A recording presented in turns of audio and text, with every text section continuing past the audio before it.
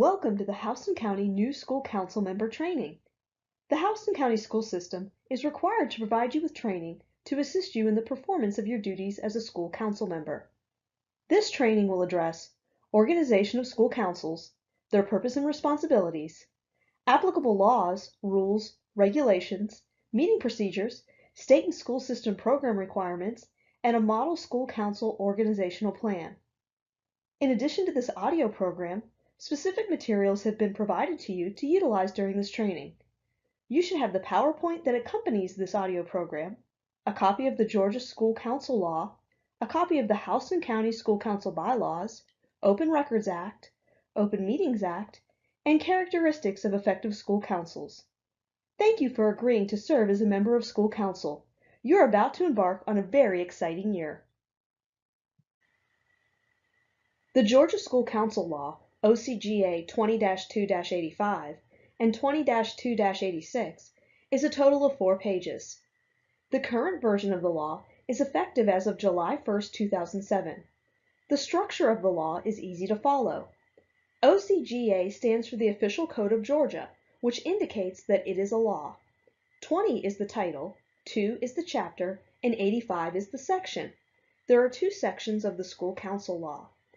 20-2-85 is the first section of the law that relates to school councils.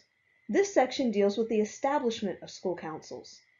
The second section of the law that relates to school councils is 20-2-86. This section details the requirements of school councils. The small letter, such as A, underneath each section of the law is called a subsection. The next 2 slides provide you with a synopsis and outline of the School Council Law, its sections and subsections.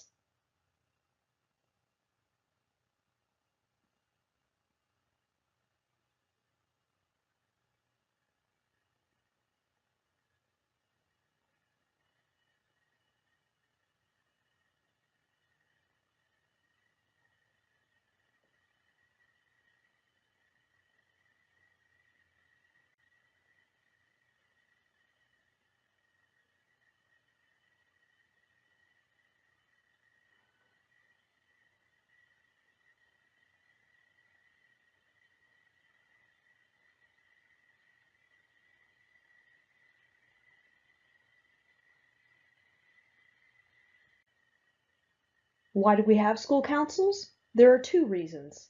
Number 1, to improve student learning and achievement, and number 2, to increase communication between the school and the community. The General Assembly was very clear in its intent in creating school councils. There are 8 bullets that are pulled straight from the law to illustrate this point. School councils were created to bring communities and schools together in spirit of cooperation, solve difficult education problems, improve academic achievement, provide support for teachers and administrators, bring parents into the school-based decision-making process, assist local boards of education to develop participation, create a better understanding of and mutual respect for each other's concerns, and share ideas for school improvement. School councils are a part of the accountability system established within our state. School council members are accountable to the constituents they serve. School council members are to maintain a school-wide perspective on issues, regularly participate in school council meetings, participate in information and training programs, act as a link between the school council and the community, encourage the participation of parents and others within the school community, and work to improve student achievement and performance. Who are school councils? In this section, we will discuss school council composition and membership, the term of office for school council members, and 3 ways your office as a school council member may be vacated. First, school council composition and membership. The school council shall be managed by a minimum of 7 school council members, consisting of 4 parents, at least 2 of whom shall be business persons. Parents must always make up a majority of the school council. 2 teachers. The school principal. The principal must be a member of the school council, but cannot serve as the chairperson of the school council. 7 is the minimum number of members a school council may have. Additional members may also serve on the school council. Other members of the school council.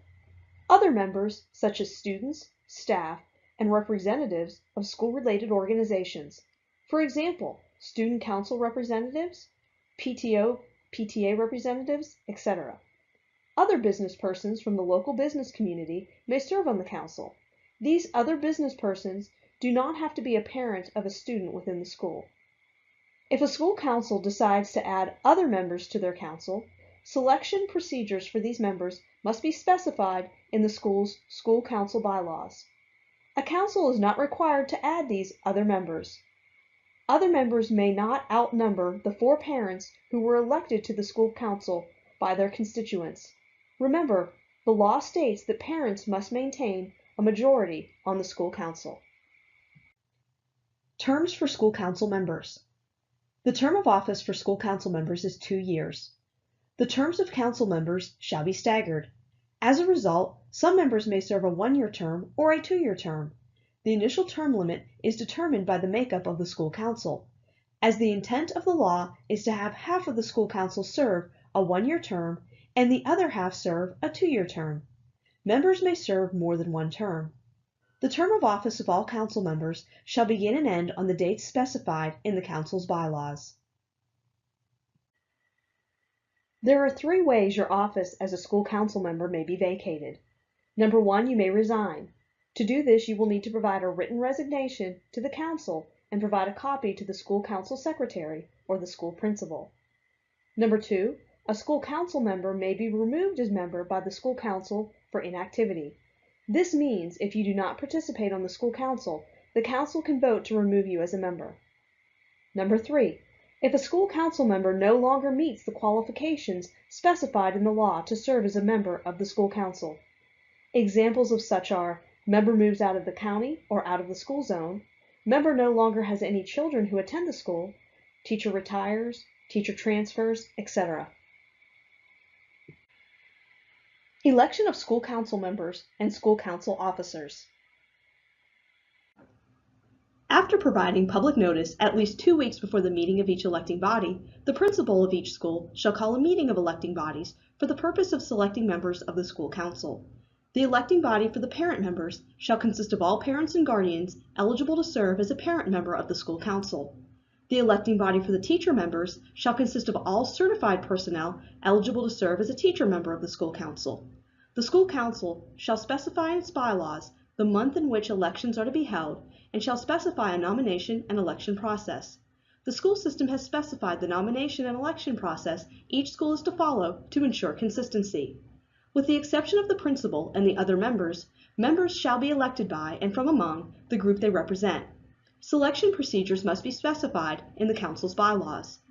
If a school council has a parent or teacher vacate their position on the school council, an election within the electing body for a replacement to fill the remainder of an unexpired term shall be held within 30 days, unless there are 90 days or less remaining in the term, in which case the vacancy shall remain unfilled. There are 3 officers of the school council: chairperson, which must be a parent member, vice chairperson, and secretary. School principals cannot serve as the chair of the school council. It is also suggested that they do not serve in the capacity of vice chair as well. This is because in the absence or disability of the chairperson, the vice chair performs the duties and exercises the powers of the chairperson. Officers of the school council shall be elected by the council at the first meeting of the council following the election of school council members. Officers of the school council shall hold office for the term specified in the council's bylaws. Officers may serve consecutive terms. The responsibilities of the school council chairperson. In cooperation with the school principal, they develop the agenda for all meetings, preside at all meetings, perform all duties as required by law and bylaws of the council, and perform all duties as shall be requested by the school council. The responsibilities of the vice chairperson. In the absence or disability of the chairperson, perform the duties and exercise the powers of the chairperson, and shall perform such other duties as shall be required by the council.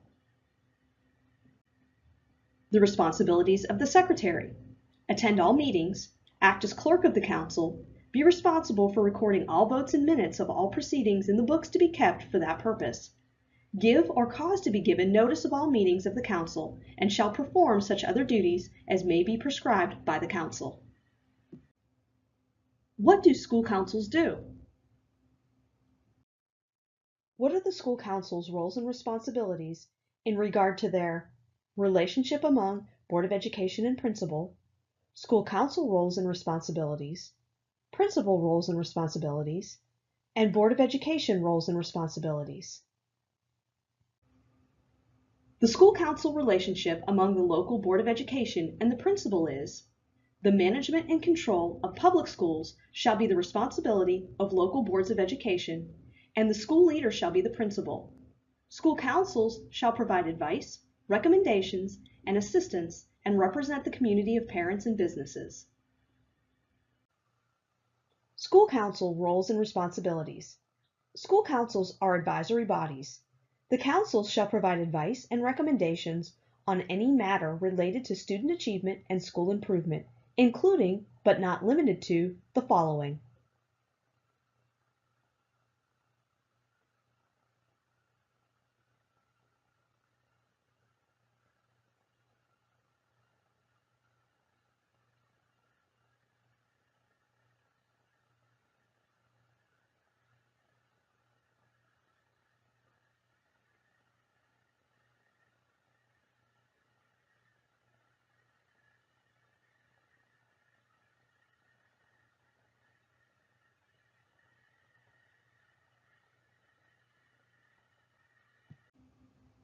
principal responsibilities to the school council. The principal must be a member of the school council, but no longer may serve as the chairperson. Cause to be created a school council by convening the appropriate bodies to select school council members, setting the initial agenda, meeting time and location, and notifying all school council members of the same. Perform all of the duties required by law and the bylaws of the council. Communicate all school requests for information and assistance to the local school superintendent, and inform the council of responses or actions of the local school superintendent. Develop the school improvement plan and school operation plan, and submit the plans to the school council for its review, comments, recommendations, and approval. Aid in the development of the agenda for each meeting of the council after taking into consideration suggestions of council members and the urgency of school matters. Call meetings of the electing bodies after providing public notice at least 2 weeks before such meetings. Reports to school council regarding progress toward the school's student achievement goals. Provide all non-confidential information, including school site budget and expenditure information, and site average class sizes by grade, to the council as requested or as required by state law or state board rule. Board of Education responsibilities to the school council. Provide all non-confidential information, including school site budget and expenditure information, and site average class sizes by grade, to the council as requested or as required by state law or state board rule. Designate an employee of the school system to attend council meetings as requested by school council for the purpose of responding to questions the council may have concerning information provided to it by the local board or actions taken by the local board. Shall receive and consider all recommendations of the school council. Authorities of school councils. School councils have 2 authorities.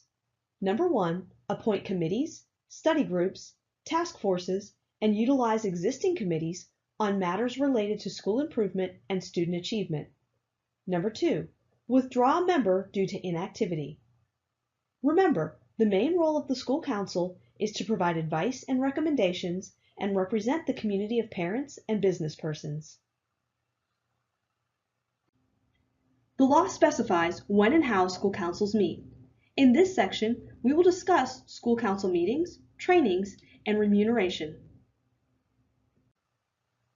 School councils meet at least 4 times annually.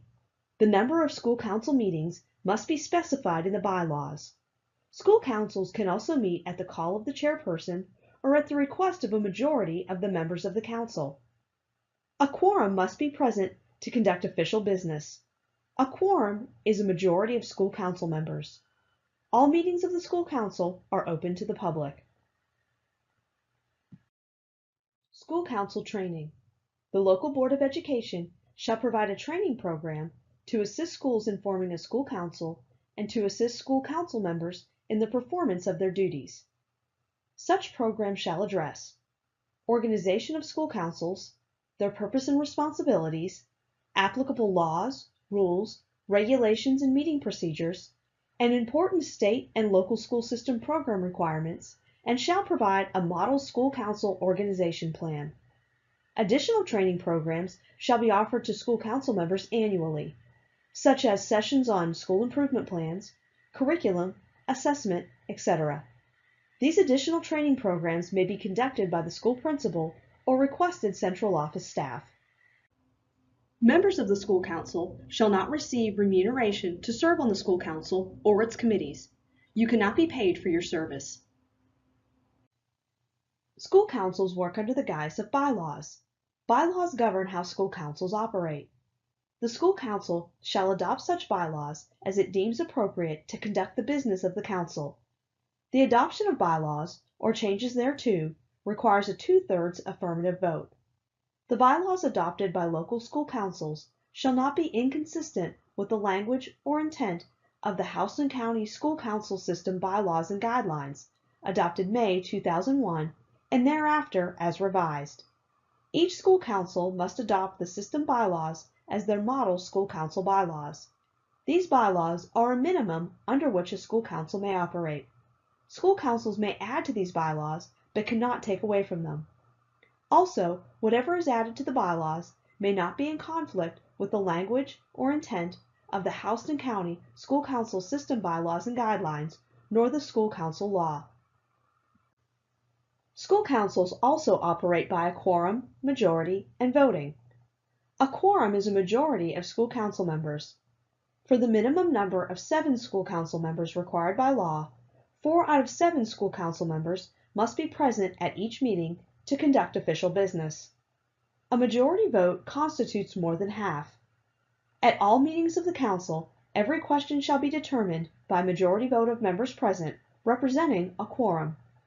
4 members present equals what number to determine a majority vote? 3. 5 members present equals what number to determine a majority vote? 3.